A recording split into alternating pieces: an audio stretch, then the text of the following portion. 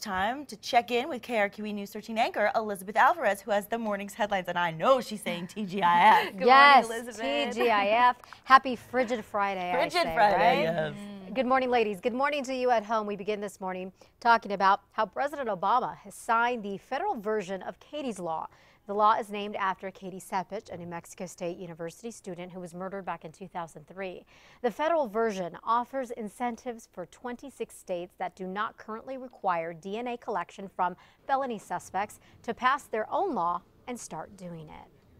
At any time today, police in Los Lunas could arrest the men they say broke into a Walmart on Christmas Day and stole thousands of dollars worth of guns and electronics. They say Gary Wilson, this man right here, is a person of interest in the case and the only one that they are naming right now.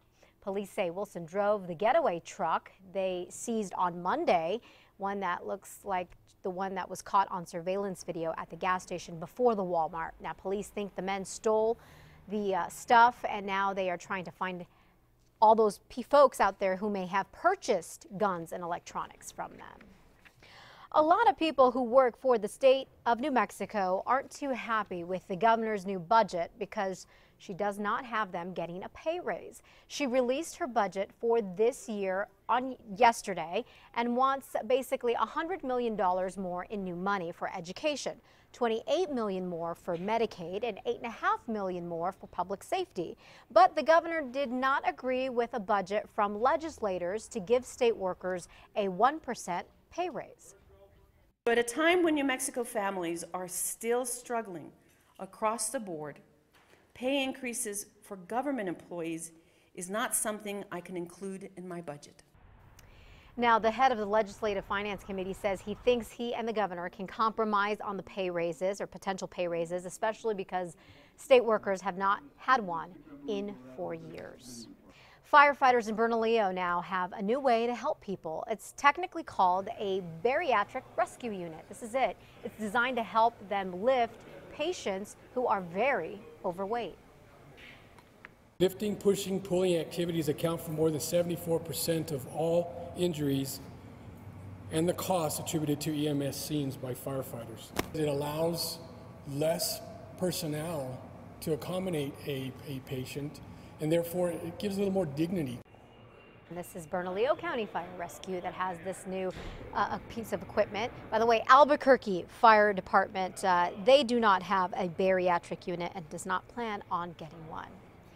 UNM could decide today about what to do with a fan that caused quite a scene at the Lobos basketball game recently. Watch this. UNM isn't happy with the bad press that has ignited around the country from this video. It was taken during Wednesday's Lobo UNLV game. Did you see that?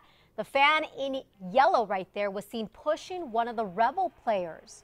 Online reports say that the fan is a Daniel Romero. Now, he was ejected from the game after this infamous push. Officials from UNM are now looking into the matter, and they say his little mistake right there could cost him. Probably the biggest thing would be to suspend that person from, or ban them from entering the pit for an undetermined length of time, maybe a game, maybe the year. So according to Facebook, this Daniel Romero is from Belen, but is a graduate from UNLV. We're going to definitely keep you posted to let you know what ends up happening with this fan. That wraps it up for your Friday morning headlines. Be sure to catch Kristen, Matt, and myself on KRQE News 13 beginning at 4:30 a.m.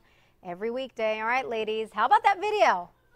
I'm just thinking to myself, we all learned you don't push people, but you certainly don't do it when you're on camera and pushing an athlete. And he graduated from there. That is so crazy to me. Or that's definitely a no-no. Definitely a no-no. We've all learned a valuable lesson from this story. Thank you, Elizabeth. Thank you, Elizabeth.